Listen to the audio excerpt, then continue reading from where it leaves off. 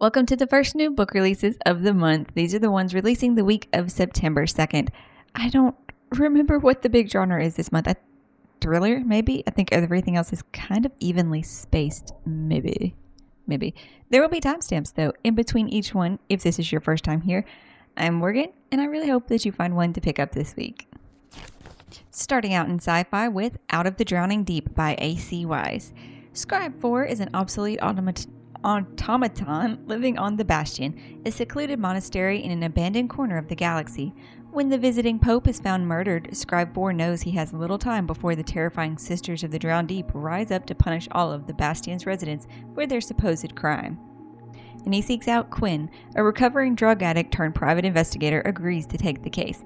Traumatized by the bizarre experience in his childhood, Quinn repeatedly feeds his memories to his lover, the angel Murmuration. In fragmented glimpses of an otherworldly horror he calls the crawling dark continue to haunt his dreams. There's a third character too, but we won't say them right now. Don't want to give away too much. Their little Onyx is covered in litter stubs right now, it looks like. Or dust. Probably the litter though, the kitten litter. And she wants to bite and claw me. Our other sci-fi. This description is going to make it sound more fictional. But it is sci-fi. I promise it has an element. It just doesn't show up in the description as much, especially the part I'm going to read. But it's there. This is The Life Impossible by Matt Haig. When retired math teacher Grace Winters is left a rundown house on a Mediterranean island by a long-lost friend, curiosity gets the better of her. She arrives in Ibiza with a one-way ticket, no guidebook, and no plan. Among the rugged hills and golden beaches of the island, Grace searches for answers about her friend's life and how it ended. What she uncovers is stranger than she could have dreamed, but to dive into this impossible truth, Grace must first come to terms with her past. Then we move to fantasy with The Gods Below by Andrea Stewart, and I enjoyed this so much. I love her world building, how she described the world, everything she did. I do feel that the description, though, is not quite right, because it describes a divine war shattering the world, leaving humanity in ruins. But humanity has ruined the world. And they're desperate for hope. They struck a deal with a devious god Clune. Oh, get your claw off of that. So this god struck the deal that he would restore the world. And kingdom by kingdom, he is restoring the world. And not every human, though, wants to go through this restoration, including one of our main characters, Hakara. She is desperate to flee from the restoration. She doesn't trust what will happen between her and her little sister, who is 9 at the time. During restoration, because it leaves humanity altered once the restored kingdoms are restored. They're beautiful, the air is clean, all the things, but people are changed. So she's not exactly willing to go through the restoration and risk the price of it. And they run. Somehow, though, they end up separated, and now she has to do whatever she can to get back to her sister, no matter the cost. And I like the book so much. This is my first Andrea Stewart book, and I enjoyed it so much. Moving, though, into romantasy, we have The Games Gods Play by Abigail Owen. The gods love to play with us mere mortals, and every 100 years we let them. I've never been favored by the gods, far from it, thanks to Zeus. Living as a cursed office clerk for the Order of Thieves, I just keep my head down and hope for the capricious beings who rule from Olympus won't notice me. Not an easy feat, given San Francisco is Zeus's Patreon city, but I make do. I survive, until the night I tangle with a different god, the worst god, Hades. Then we have a finale to a series, Dawn of Gods and Fury by K.A. Tucker. This is the final book in the Fate and Flame series. It says prophecy always finds a way. Ouch! Moving on to The Cursed by Harper L. Woods. This is book 2 in the Coven of Bones series. I don't remember who the main character is. I don't see her name. But the first book's description was, raised to be my father's weapon against the coven that took away his sister and his birthright. I would do anything to protect my younger brother from suffering the same fate. My duty forces me into the secret town of Crystal Hollow and the prestigious Hollows Grove University, where the best and brightest of my kind learn to practice their magic free from human judgment. But that doesn't mean secrets don't threaten to tear the school in two. No one talks about the bloody massacre that forced it to close decades prior. Only the opportunity it can afford to those fortunate enough to attend. Now, for our YAs this week, I'm classifying both of them as new adult because they are both for the 18 plus age range. And one of them is The first one is a romantasy of sorts for the new adults. Immortal Dark by Tigress Grimma. It began long before my time, but something has always hunted our family. Orphaned heiress Kaden Arden grew up far from the arcane society she was born into, where human bloodlines gain power through vampire companionship. When her sister June disappears, Kaden is convinced a vampire stole her, the very vampire bound to their family. The cruel yet captivating Suspense, the best video ever, as I'm like moving away from the microphone trying to avoid the kitten claws. To June, Kaden must infiltrate the elite Exile University, where students study to ensure peaceful coexistence between humans and vampires and inherit their family's legacies. Kaden must survive living with Suspense, even as he does everything he can to drive her away. It doesn't matter that his wickedness speaks to Kaden's own violent nature and tempts her to surrender to a life of darkness. She must find her sister and kill Suspense at any cost. Then we have Repeat After Me by Jessica Warman.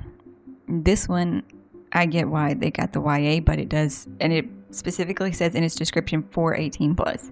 So new adult you are, and this is sci-fi. She's about to have a serious temporal tantrum. In retrospect, I probably should have passed on the ceviche. It was already a weird Friday. My class is stuck on an eerily remote island for our senior trip. I'm pretty sure Mr. D, call me Max, is hiding something from us. My ex-best friend turned nemesis keeps stealing my candy. I mean, ceviche is delicious, don't get me wrong, but a dish made from a supposedly immortal octopus should really come with a warning label. Caution, consuming a telepathic sea creature of unknown origin may result in immortality, no consequences to any actions, and getting stuck in a time loop for all of eternity. Now every morning I wake up and it's the same Friday all over again. Moving into thrillers, we start with On the Hunt by Iris Johansen. I think that's how you pronounce that, Johansen. Kira Drake has come to Paris with her highly trained golden retriever Mac to investigate the horrific bombing of a museum in the shadow of the Eiffel Tower. What she doesn't know is that one powerful man has a special reason to find the person responsible. Jack Harlan has all the money in the world but can't bring his brother back. His sibling was murdered during the theft of a scientific discovery that could have made the world a better place. Now, after a 4-year search, Harlan learns that the bombing was the work of the same twisted man. And this is supposed to be the start of a new series. Then we have The Many Lives of Veronica Hawkins by Cristina Perez. When Martina Torres arrives in the glamorous and vibrant metropolis of Hong Kong, newly married to her high school sweetheart, the world seems to be her oyster, but looks can be deceiving. Adrift in a foreign city with no job and no friends, Martina chases in her new role as an expat wife. But her luck changes when she meets Veronica Hawkins, beautiful, sophisticated, and very, very rich. Veronica is the epitome of old Hong Kong, the last surviving member of a British mercantile dynasty that built the city during its colonial heyday. Martina can hardly believe her fortune when she's taken under Veronica's wing and into her confidence. Veronica transforms Martina's life and then, shockingly, she dies. She disappears over the side of a yacht during a party attended by Hong Kong's most influential people, yet somehow there are no witnesses. Then one that I don't normally do for books that have are umpteen in a series or something, unless I've actually read the series. But this one's a big number, so I was like, that's an accomplishment.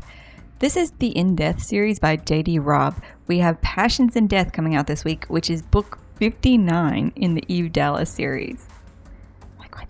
The first book takes place in the year 2058, where technology completely rules the world, and Eve Dallas is a New York police lieutenant hunting for a ruthless killer.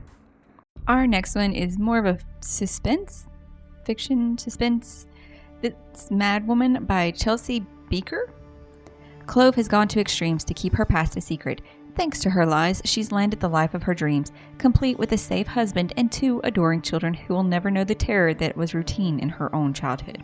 If her buried anxiety threatens to breach the surface, Clove, if that is really her name, focuses on finding the right supplement, the right gratitude meditation. But when she receives a letter from a women's prison in California, her past comes screeching into the present, entangling her in a dangerous game with memory and the people she thought she'd outrun.